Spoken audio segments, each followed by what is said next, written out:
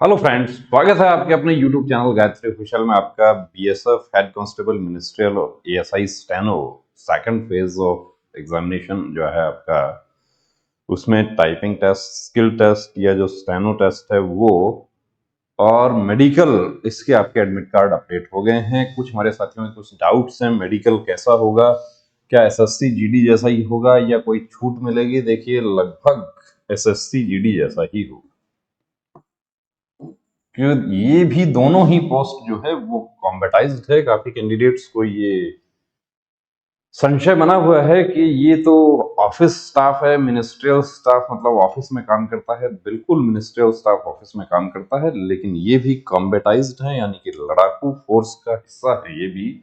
और लड़ाई लगती है तो ये लोग भी, स्टेनो भी, राइफल के साथ में सीओ साहब के साथ लड़ाई के मैदान में जाते हैं। तो मेडिकल बिल्कुल सेम वही प्रोसेस है, वही आपको रीमेडिकल 24 आवर्स का आपका मिलेगा। पॉइंट्स भी वही हैं, जो मेडिकल गाइडलाइन है वो भी वही है। ये आप देख रहे हैं, ये नेल फंगस की वजह से ये खराब हो गया। क्या इसमें पॉइंट बन सकता है? बिल्कुल पॉइंट तो बन सकता है, लेकिन अक्सर जो है ऐसा फिट होने के चांसेस ज्यादा है। बिल्कुल फिट होने के चांसेस है, नॉक नहीं। अब ये कैंडिडेट का पिक यहाँ पर शेयर नहीं किया उन्होंने। वो ये कहते हैं कि मेरा ये 8 सेंटीमीटर है यहाँ पर जो गैप है वो, तो क्या मैं फिट हो सकता हूँ? नहीं, 8 सेंटीमीटर पर आप अनफिट हैं। यहाँ पर गैप आपका मोर देन 5 सेंटीमीटर जो है वो आपका यदि रहता है, आईएमडी, इंटरमलेरिया डिस्टेंस, तो आप अनफिट हैं, यानी कि नौकरी आपका है। कई बार ऐसी स्थिति होती है कि यहां से कैंडिडेट का ऐसा लगता है कि सटा हुआ है, उसके बावजूद भी वो फिट हो जाते हैं। क्यों हो जाते हैं? वो इस गैप के आधार पर वो फिट हो जाते हैं कि वो 5 सेंटीमीटर से कम होता है। अब जब इसका पॉइंट बन जाता है, उस स्थिति में एक्सरे करके इसका पूरे का जो नाप किया जाता है, और उसमें 5.5 भी हो गया तो अनफिट है, 4.5 हो गया तो फिट है। यहाँ पर 1 mm भी हो गया, स्किन टू स्किन आएगा, बोन टू बोन आएगा, पूरा गैप इसमें कैलकुलेट किया जाता है। वो सारा काम रेडियोलॉजिस्ट का होता है। तो ये बर्न है, यानी कि जला हुआ है। देखिए, यदि बर्न है, बर्न मार्क है, फिट हो जाएगा। लेकिन यदि ऐसा ही विटिलिगो है तो विटिलिगो फिट नहीं होगा। विटिलिगो फिट किस स्थिति में होता है कि जो छोटे पैचेज हैं उनको तो देखिए हाइड किया जा सकता है, कवर किया जा सकता है, लेकिन बड़े पैचेज को कवर नहीं किया जा सकता।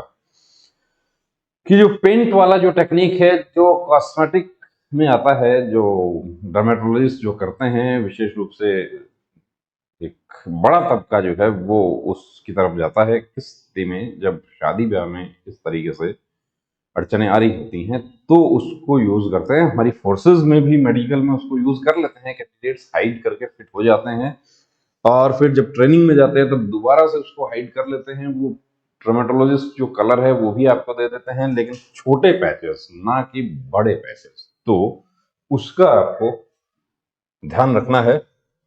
ये क्या वेरिकोज है? ये कैंडिडेट एक्चुअली हमारे पास ये आए थे, और अभी दिल्ली पुलिस में सब इंस्पेक्टर हैं। ये सीपीओ सब इंस्पेक्टर के माध्यम से सेलेक्ट हो गए।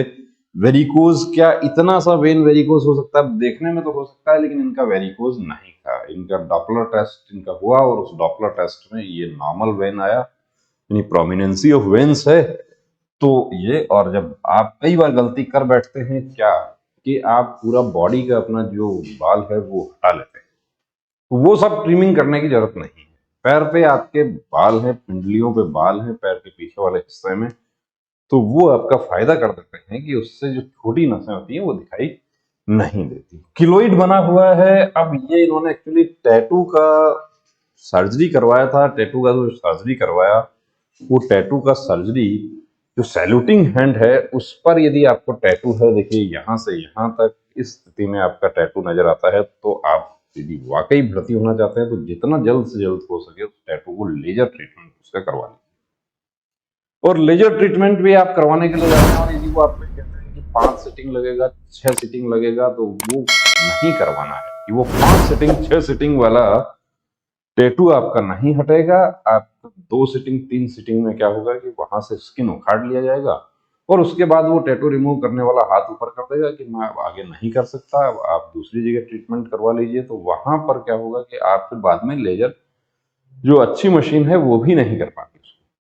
तो डर्मेटोलॉजिस्ट ऐसा जो एक सिटिंग और मैक्सिमम 2 सिटिंग में क्लियर करने की बात करे, उनसे उसको क्लियर करवा लेना।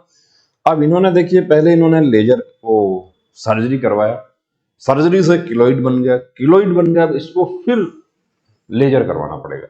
तो इससे बेहतर तो यह था कि पहले ही लेजर करवा लेना था। ऐसी स्थिति में क्या पॉइंट बन सकता है, ये देखिए हैमर टो।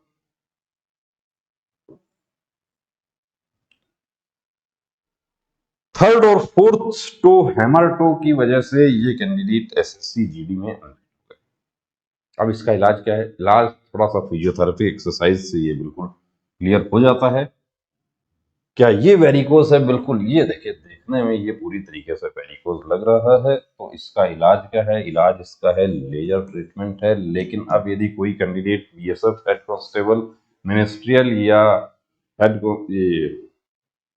एएसआई स्टेनो भर्ती में जा रहे हैं तो उनके लिए अभी लेजर ट्रीटमेंट मुनासिब नहीं है, क्योंकि वो लेजर ट्रीटमेंट डिटेक्ट हो जाएगा। कि कल भी एक कैंडिडेट को हम लेजर ट्रीटमेंट के लिए लेकर गए थे, तो उनको मना कर दिया जो लेजर करने वाले हैं उन्होंने कि इनका हम अभी नहीं कर सकते, ये पकड़ में आ जाएगा। तो अब आप देखिए कि इसके साथ ही आप भर्ती में जाएं। अब जो होगा वो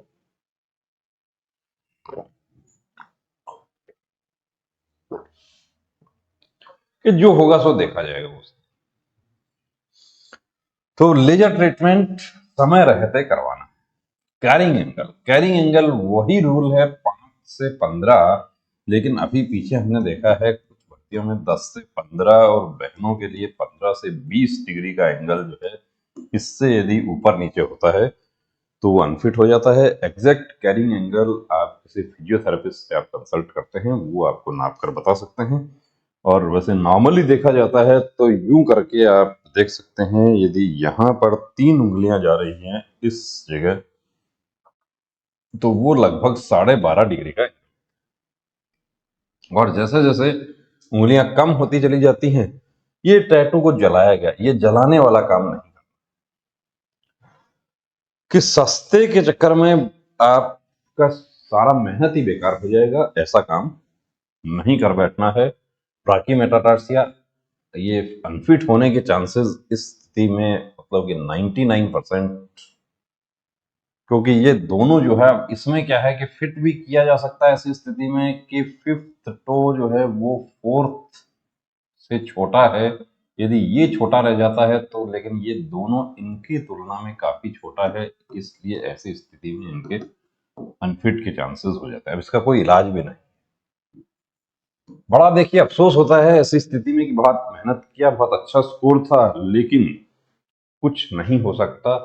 यानी कि यहाँ पर अनफिट ही है, फिट होने का कोई उम्मीद नहीं है। फोर्सेस की यदि हम बात करें तो चाहे हमारा एसएससी जीडी हो, चाहे कि जो इस तरह का कट है वो फिट नहीं।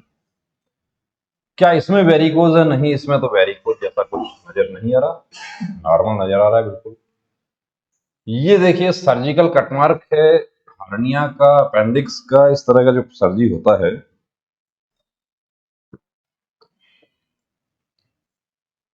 उसमें पॉइंट बनेगा। यानी कि री मेडिकल आपका तय है, और री मेडिकल आपको मिलता है तो री मेडिकल ले लेना है, घबराने की जरूरत नहीं है। सर्जरी कब हुआ था?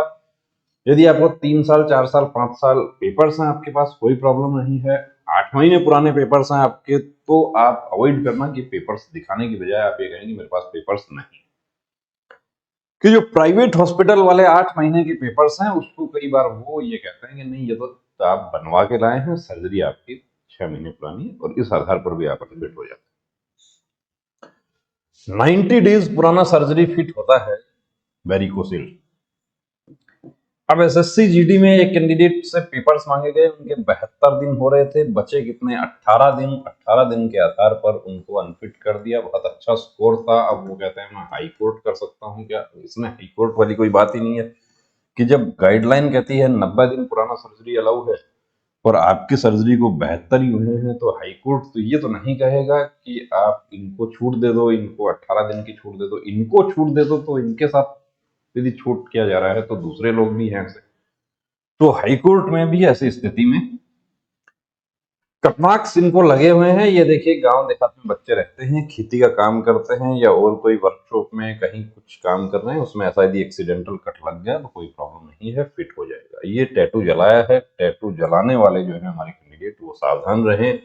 ये एक्सीडेंटल कट है, वर्कशॉप में काम करते हुए लेफ्ट हैंड पर इस तरह का कट लग गया, तो क्या इसको भी सुसाइडल कट मानकर फिट किया जा सकता है? नहीं, सुसाइडल कट यहाँ पर कोई नहीं लगाएगा। जो लगाएगा वो कौन से हिस्से पे लगाएगा, वो जो मेडिकल अफसर है उनको भी बहुत बेहतर पता है। आप इसका बता दीजिए कि मैं वर्कशॉप में काम कर रहा था, कारपेंट्री करता हूँ या वेल्डर का काम करता हूँ, लोहे का कटिंग का काम करता हूँ, कुछ भी करता हूँ, उसमें कट लग गया, कोई प्रॉब्लम नहीं है। वेट चार्ट आप इस नंबर पर एक व्हाट्सएप मैसेज कर दें, आपको हाइट वेट चार्ट आपको मिल जाए। आप पॉइंट डिस्कस करने के लिए देखिए इस नंबर पर कॉल करते हैं, वो पॉसिबल नहीं हो पाएगा। ये आप यहाँ देख रहे हैं 25 से ज्यादा बीएमआई हो गया, एयरफोर्स का रेड कार्ड है। हालांकि ये फिट हो जाएंगे क्योंकि इनको 20 दिन का समय मिल गया, लेकिन बीएसएफ हेड कांस्टेबल में भी ये मिल गया तो आप मुश्किल है, क्योंकि एक दिन में आप बीएमआई जो अभी 27 है वो 25 नहीं हो पाएगी। ये वेरिकोज वेन पुराना तस्वीर है। ये यहाँ पर देखिए, ये पॉइंट जो है ये भी एयरफोर्स का रेड कार्ड है, ईसीजी एबनॉर्मलिटी, सीबीएस रिव्यू और एबनॉर्मल एलएफटी। एलएफटी की एफटी एलएफटी होता है एयरफोर्स में, कि हमारा एयरफोर्स वाले कैंडिडेट्स ने ये जानना चाहा था कि क्या बीएसएफ हेड कांस्टेबल में भी एलएफटी होता है। BSF head constable radio operator में क्या एलएफटी होता है? नहीं, उसमें एलएफटी नहीं होता। तो एबनॉर्मल एलएफटी आ गया। क्यों आया है, किस वजह से आया है? एक्सेसरी निप्पल, तीसरा निप्पल जो है, ये निप्पल के एक पर्टिकुलर एरिया में इस तरह का निशान जो होता है उसको अनफिट हो जाता है। वो जब सर्जन का ओपिनियन पर डिपेंड करता है कि री मेडिकल में फिट होने के चांसेस हैं या नहीं है। तो अक्सर यदि ऐसा होता है तो इसको एक कट लगा के इसमें 2 स्टिच आते हैं इसमें, और इसका इलाज हो जाता है और धीरे धीरे वो निशान हल्का हो जाता है। आप बता सकते हैं सर्जरी करवाया है तो वो सर्जरी भी फिट हो जाती है। 6 महीने पुराने वाली सर्जरी की सिचुएशन में आती है वो, तो अब सर्जरी नहीं हो पाएगी। डेंटल पॉइंट कितना होना चाहिए? तो डेंटल पॉइंट वही 14 होना चाहिए जो कि एसएससी जीडी में है। क्या आर्टिफिशियल टीथ अलाउ हो जाएगा? क्या ये वेरिकोज वेन है? ऐसे बहुत सारे मैसेजेस देखने को मिलते हैं। तो सभी दिखने वाली नस वेरिकोज नहीं होती है, तो इसको हम ये देख रहे हैं। देखिए, इसमें पॉइंट मिलना तय है। ये एक हमारे कैंडिडेट, इन्होंने ये तस्वीर शेयर किया था कि क्या मुझे पॉइंट मिलेगा। देखिए, पॉइंट तो आपको मिलेगा। अब आप फिट होंगे या अनफिट होंगे ये डिपेंड करेगा कि जो स्किन स्पेशलिस्ट होगा उनका ओपिनियन पर, कि वो इसके बारे में क्या ओपिनियन देते हैं। Complete pre medical checkup male female दोनों के लिए हमारे सेंटर पर सुविधा उपलब्ध है। उसके लिए आप डिस्क्रिप्शन में भी नंबर दिया है, वीडियो भी दिया हुआ है, उसके लिए आप संपर्क कर सकते हैं। आर्मी, नेवी, एयरफोर्स, अग्निवीर से लेके हमारा सीडीएस, सीपीओ तक के complete medical checkup according to medical guideline, male female सभी के लिए। और वो भी ऐसा नहीं है कि कोई सूबेदार साहब लाल बैरे लगा के और यूनिफॉर्म पहन के आपका मेडिकल कर दे, ऐसी स्थिति नहीं है। प्रॉपर स्पेशलिस्ट डॉक्टर्स का ओपिनियन लेकर और आपको पूरा रिपोर्ट आपको दिया जाता है। ये भी नहीं है, कुछ कैंडिडेट्स ने जानना चाहा था कि हम फला जगह गए थे, वहां पे हमारा मेडिकल किया और कहा कि आपको रिपोर्ट मोबाइल पर मिल जाएगा। नहीं, ऐसा नहीं है। जो भी आपका रिपोर्ट है वो आपको समझाया जाता है, हर चीज बताई जाती है। आप फिट हैं अनफिट हैं ये तो देखिए तय करना है मेडिकल अफसर को, लेकिन आपका मेडिकल गाइडलाइन के अनुसार आपका पॉइंट क्या है ये बताने का काम हमारा है। ये बिल्कुल आपको समझाया जाता है। तो बने रहिए दोस्तों चैनल के साथ, और सब्सक्राइब नहीं किया तो सब्सक्राइब करें, अपने दोस्तों के साथ शेयर करें। जय हिंद।